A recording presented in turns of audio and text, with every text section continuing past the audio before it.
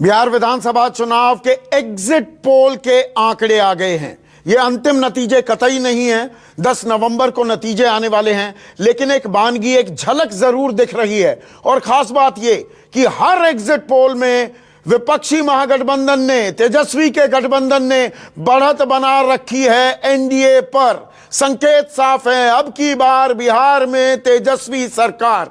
और जो ये आंकड़ा है 120 से लेकर 180 सीटें आरजेडी प्लस को आने का अनुमान बन रहा है।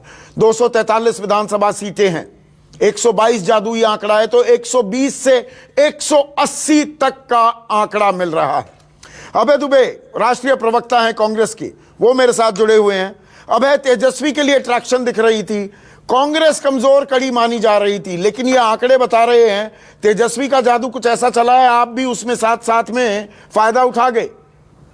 हाँ, देखिए संदीप जी, पहली बात तो सपूत के पांव पालने में दिखाई दे रहे हैं। ये जो एग्जिट पोल है, इससे इस बात का साफ आभास हो रहा है। मैं 25 दिन बिहार रहा हूं, विश्वास मानिए मैंने आज तक इतने चुनाव में काम किया है, इतनी बड़ी नाराजगी जनता की कभी किसी सरकार के साथ मैंने नहीं देखी। और जो ये एग्जिट पोल है, इससे भी बढ़ चढ़कर प्रतिशत जनता देने वाली महागठबंधन को। अभी त्यागी जी कह रहे थे नीतीश बाबू पर कोई मुकदमा नहीं है। नहीं, नीतीश बाबू, आप पर मुकदमा था भीषणतम बेरोजगारी का। आप पर मुकदमा था जो मोदी जी ने दस्तावेज जारी किए थे, उसमें सस्टेनेबल डेवलपमेंट गोल में सारे जो इंडिकेटर्स थे, चाहे वो हेल्थ के हों, चाहे वो एजुकेशन के हों, चाहे वो इकोनॉमी के हों, सब में बिहार की स्थिति सबसे बदतर बताई थी नरेंद्र मोदी जी ने। बिहार एकमात्र ऐसा प्रांत था जिसकी यूके से स्टडी कराई सेंट्रल मिनिस्ट्री ने, वाटर मिनिस्ट्री ने। वहां के 10 जिलों में चुनावी रैलियां पूरी हो गई ना, चुनावी रैली पूरी हो गई। अभी हमें इस बात का विश्लेषण करना, आप कमजोर कड़ी थे, आपको आरजेडी के ट्रैक्शन का फायदा मिला, डबल युवराज बनाम डबल इंजन सरकार थी। ये डबल युवराज नहीं, ये तेजस्वी के चलते हुआ है महागठबंधन जिस स्थिति में दिख रहा है। इसमें राहुल का बहुत ही हल्का पुट माना जाएगा। चक्का ही नहीं। पहले तो मैं बताऊं, ये जो परिणाम दिखाई दे रहा है, ये करेला और नीम चढ़ी सरकार का है। एक तो केंद्र में मोदी सरकार, मोदी जी ने अपने होर्डिंग में नीतीश बाबू का फोटो तक नहीं लगाया था, क्योंकि बेरोजगारी बड़ा मुद्दा बिहार का नहीं है संदीप जी, पूरे देश का है। और यही परिणाम भुगतने पड़ेंगे। आप देखिए, अमित शाह एक दिन नहीं आए, क्योंकि अमित शाह जी की यूएसपी है सिर्फ बंटवारे की, और बिहार ने तय कर दिया था कि किसी बंटवारे की दिशा में कदम नहीं उठाएंगे। नितिन गडकरी नहीं आए। नितिन गडकरी आते तो जनता पूछती कि जो स्पेशल पैकेज आपका था 1,25,000 करोड़ का, उसमें 57 राहुल गांधी के सवाल से कहीं क्यों काट रहे हैं? एक मिनट, राकेश शर्मा मैं हूं ये काम करने के लिए, सबको मौका मिलेगा।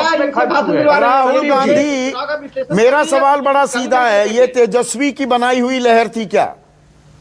ये दोनों युवराज जो ये कह रहे थे, उन युवराज ने तथाकथित डबल इंजन की रेलगाड़ी को फेल कर दिया, क्योंकि वो दोनों इंजन अलग अलग दिशा में लगे थे और बिहार के विकास को गर्त में डाल दिया। 7 पीढ़ियों में भारतीय जनता पार्टी की कोई विकास नाम का व्यक्ति मिल जाए तो बता देना। ये तो बालक पैदा होता है और उसका नाम बंटवारा प्रसाद रखते हैं संदीप जी, और वो कामयाब नहीं हुआ। और ये क्रम आगे बढ़ेगा, जैसे नमस्ते राकेश सिन्हा रिस्पॉन्ड करना चाह रहे हैं। डबल इंजन डीरेल हो गया क्या बिहार में? राकेश देखिए, पहले मैं जवाब दे दूं कि बिहार की स्थिति ऐसी थी कि कांग्रेस के नेता भी मन से नरेंद्र मोदी जी पर टिप्पणी नहीं कर पा रहे थे।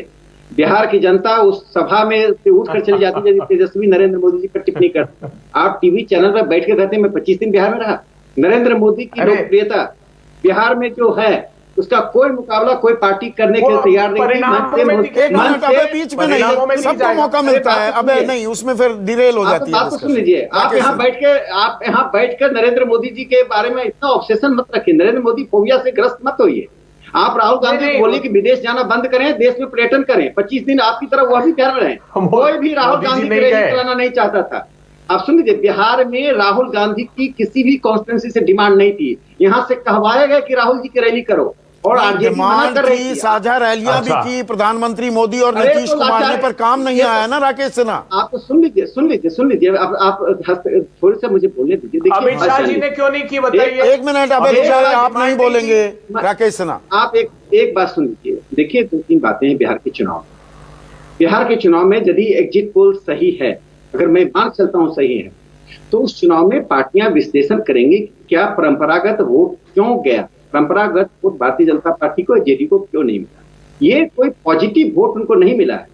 मैं जो बिहार को देखा उसमें कई ऐसे फैक्टर्स हैं जिसमें पार्टियां विश्लेषण नहीं, करेंगी। आपको वोट मिले तो वो पॉजिटिव वोट है, विपक्ष वोट ले जाए तो वो पॉजिटिव वोट नहीं है। आप एक बात तो सुन लीजिए, बिहार की राजनीति में जो एक जटिलता आई है, उस जटिलता का एक नाम है ये कांग्रेस पार्टी, वामपंथी पार्टी और आरजेडी, ये तीनों बिहार में जातिवाद और सांप्रदायिकता MY कॉम्बिनेशन के आधार पर काम कर रहे थे, ध्रुवीकरण कराया। घोर जातिवादी राजनीति का बिहार शिकार रहा है चुनाव में। और मैं बता दे रहा हूँ, कांग्रेस पार्टी राष्ट्रीयता का भाव छोड़ दे, कांग्रेस पार्टी हर राज्य में स्टेपनी बन के काम कर रही है, कहीं ममता का, कहीं लालू का, कहीं किसी और पार्टी का। ठीक है, आप स्टेपनी है, कांग्रेस स्टेपनी है। अबे दुबे 15 सेकंड के अंदर रिस्पॉन्स।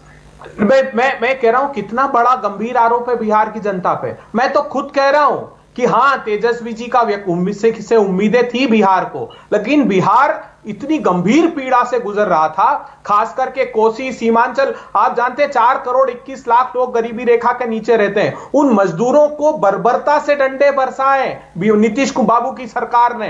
और वो जो उनको क्वारंटाइन सेंटर में था, उन्होंने कहा जानवरों की तरह हमसे व्यवहार किया जा रहा है। आज भी 40 लाख लोगों को काम मांगने के बावजूद काम नहीं दे रही बिहार की सरकार। तो ये सब गुस्सा बिहार में है। धारा प्रवाह बोलने लगे। अब 1 मिनट, श्याम रजक बाबू बैठे हुए हैं बहुत देर से। श्याम रजक, देखिए तेजस्वी जब मैदान में उतरे, RLSP साथ छोड़ गई, VIP, हम, लालू प्रसाद यादव जेल में, तो जो तेजस्वी ने अपना एक शख्सियत गढ़ी और चुनाव में पोस्टरों में लालू प्रसाद यादव गायब, राबड़ी देवी गायब, ये काम कर गया क्या?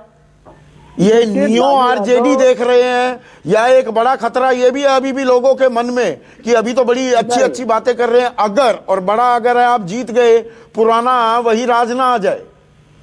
नहीं, मैं कहता हूं कि जनता ने और बिहार के नौजवानों ने तेजस्वी जी पर एक विश्वास व्यक्त किया और तेजस्वी जी ने लोगों का विश्वास जीता, लोगों के दिल में बढ़े। और यही कारण रहा कि नीतीश कुमार जी ने जो पलटी भाई हैं, पलटने वाले हैं, वो बराबर एक दूसरे तरह की बात करते रहे, कभी किसी के साथ कभी किसी के साथ, और जनता के साथ भी। ये अभी कह रहे थे बीजेपी के नेता कि हम लोग जाति बात नहीं करते हैं। प्रधानमंत्री ने क्या कहा था कि एक बढ़िया प्रधानमंत्री बन रहा है, ये जाति बात नहीं तो और क्या है? अभी कोसी में ठीक है, अब चुनावी रैली तो हो गई, लेकिन अनुराधा, जो ये कोरोना काल में भी एक चुनाव हुआ, हमने अमेरिका में भी देखा, डोनाल्ड ट्रंप कोरोना के शिकार हुए, यहां पर एनडीए कोरोना का भी शिकार हुई। कोरोना के चलते बेरोजगारी, प्रवासी मजदूरों का दर्द, सबसे आखिर में नीतीश कुमार ने आने की उन्हें इजाजत दी। ये चीजें भी प्ले करती दिखी हैं क्या आपको इस चुनाव में? हाँ बिल्कुल संदीप, मुझे लगता है कि इस चीज को सोचना चाहिए कि आखिर ये बदलाव की बात है तो क्यों हो रही है। ये सही है कि कोरोना का इम्पैक्ट इस चुनाव में, चाहे वो यूएस का इलेक्शन हो रहा हो या बिहार का इलेक्शन हो रहा हो, दोनों इलेक्शन में कोरोना का इम्पैक्ट जबरदस्त है।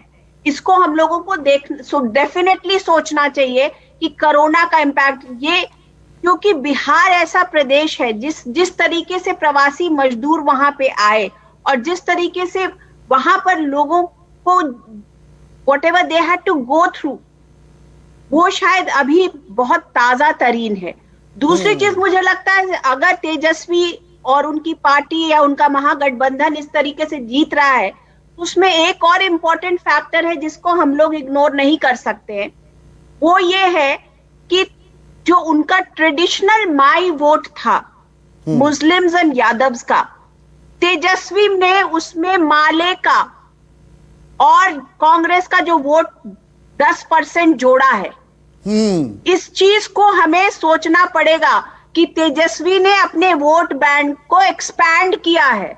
बिल्कुल, वो साफ दिख रहा है और वही दिख रहा है, बिल्कुल साफ दिख रहा है। अगर ये आंकड़े नतीजों में वोट बैंक था वो तो उनके साथ कांस्टेंट था, लेकिन उस वोट बैंक में 10% के करीब वोट बैंक जो है वो माले का और कांग्रेस का आके जितना भी परसेंट है वो आके जुड़ गया। टाइम सुकेश, एक लास्ट कमेंट। आप लगातार बीजेपी, आज की बीजेपी के बारे में कहते हैं ये नियो बीजेपी है, हम नियो आरजेडी भी देख रहे हैं क्या, without the baggage of Lalu Prasad, वो जंगल राज की विरासत, उस एक नई परिकल्पना को गढ़ने में कामयाब दिखे हैं क्या तेजस्वी?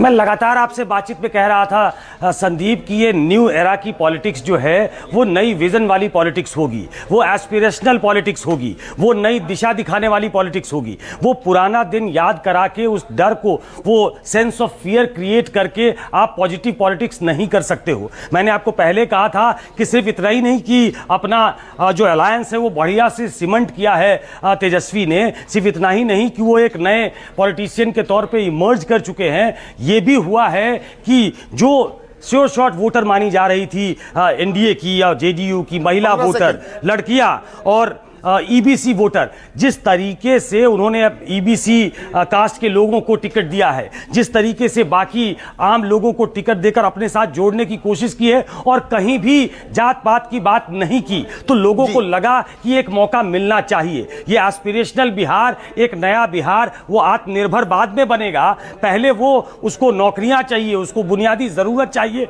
उसको बिजली, सड़क, पानी से आगे शायद पकड़ा है, एड्रेस करने में कामयाब रहे। और इसीलिए मैं शायद पूरी जिम्मेदारी से कह रहा हूं, ये एग्जिट पोल है, ये एग्जैक्ट पोल नहीं होता, असल नतीजे 10 नवंबर को आएंगे। लेकिन ट्रेंड, संकेत ये मिल रहे हैं कि तेजस्वी, अब की बार बिहार में तेजस्वी सरकार। अभी के लिए बस इतना ही, नमस्कार।